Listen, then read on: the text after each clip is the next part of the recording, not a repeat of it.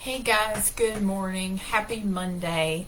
I want to talk to you today specifically about emotional eating and what that is. And I think to some extent most people do this. Most people eat in response to emotion. For us, those of us who struggle with eating disorders, it becomes detrimental. And so the reason I want to talk about it is because there are many things this time of year that can create additional emotional situations with the holidays and things like that. But I really do think this is one of the biggest hurdles in recovery. Even if you are eating clean, you're eating the things you're supposed to, if you are eating in response to emotion versus a hunger need, you're likely taking in more fuel than your body needs, and you are probably not getting the results that you want. And of course, not getting the results that you want also can create a situation where you relapse, because that can be really frustrating. So emotional eating is when you feel a certain emotion and you decide to eat something because you believe that eating something will meet that emotional need. It's that simple, right? And I'm here to tell you, food cannot meet an emotional need. So why do we think that it does? For most of us, it goes all the way back to early life, childhood.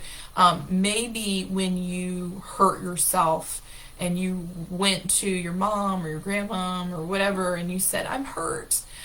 They said, oh, honey, I'm so sorry. Let me give you some ice cream. And so we started to develop in our mind, even that early on, that if I eat something, this soothes the feeling of pain. So now, as an adult, when you feel pain, you still are signaled and you still believe that eating will soothe that feeling of pain, because the two things are tethered together.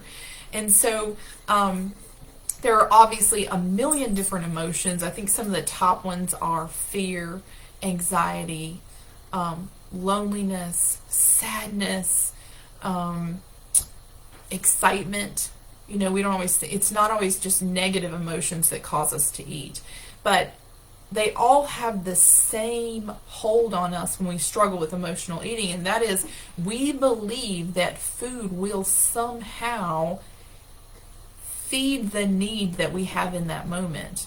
So if you take something positive like excitement, like I can't celebrate something without having food attached to it. Again, it's a belief that you somehow picked up earlier on in your life, and you believe I can't have a celebration that doesn't include food, when in fact that is not true at all.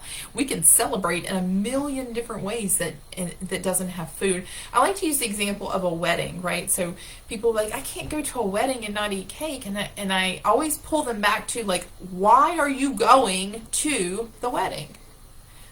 You're going to the wedding to celebrate the fact that two people fell in love. You're going there to socialize. You're going there to dance.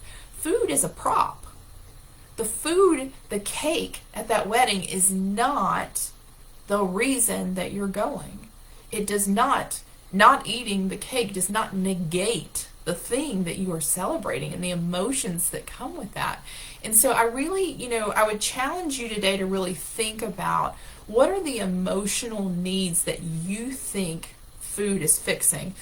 Fear is a big one, and I love talking about fear. And in fact, that might be part of Saturday's call, what I do with fear, because in the past I really struggled with intense fear and anxiety.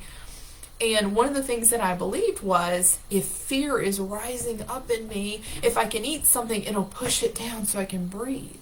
And there's a tiny nugget of truth in that, right? We get this slight temporary relief when we push things down with food.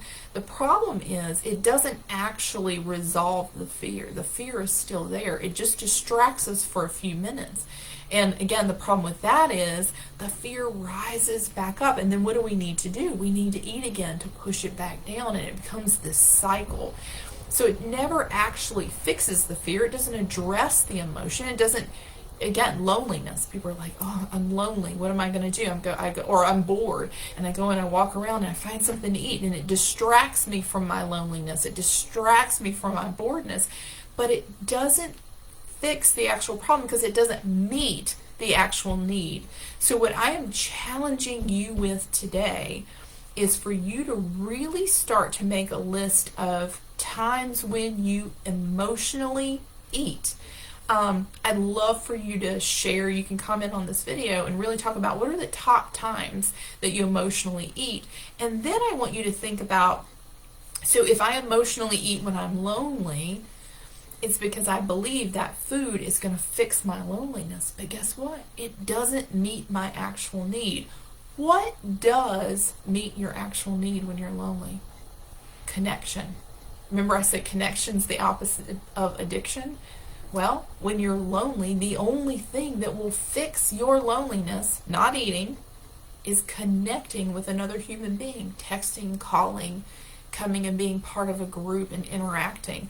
That meets your real need. And when you meet your real need, then the desire to have food to distract you from it goes away.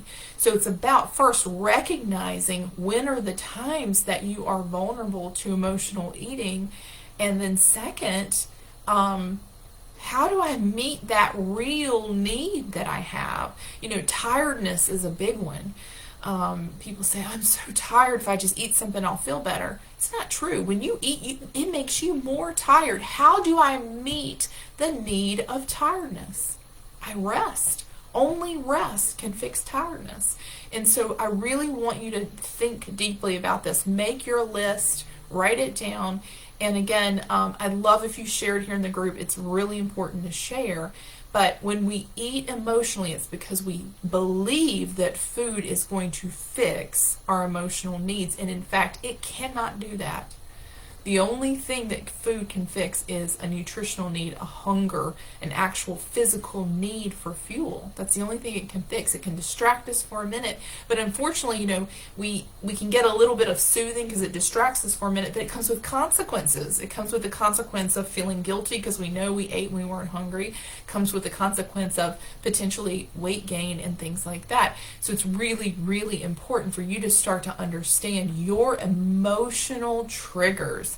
And that is what I really want to talk about. We will dig more into that on Saturday, but I really wanted to just get you thinking about it and hopefully get you sharing here today so we can start that dialogue around that. Because remember, I said the power that we have over this illness, over this eating disorder, it has everything to do with our thought life.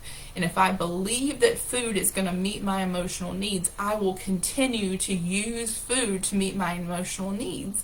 And it doesn't matter if you've been doing it since you were 4 years old. It doesn't matter if I dealt with stress at 4 by eating. It didn't fix it then, and it doesn't fix it now. So overcoming that lie, overcoming that belief about what food does for you is really, really important.